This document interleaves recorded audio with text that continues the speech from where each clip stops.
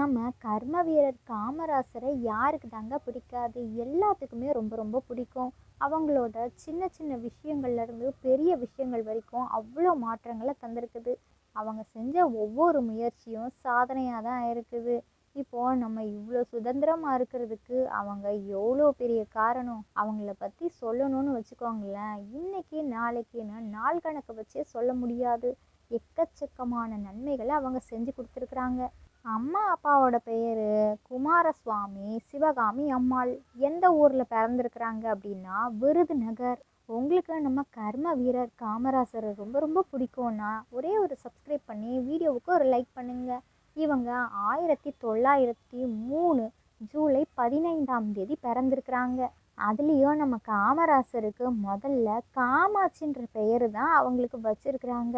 காமாட்சிங்கிறது அவங்களோட குலதெய்வ பெயரா. கொலசாமி பெயரையே வச்சிடலான்ட்டு தான் காமாட்சின்னு வச்சிருந்துருக்குறாங்க. அதுக்கப்புறமா தான் காமராசர்னு இவருக்கு பெயர் வந்திருக்குது.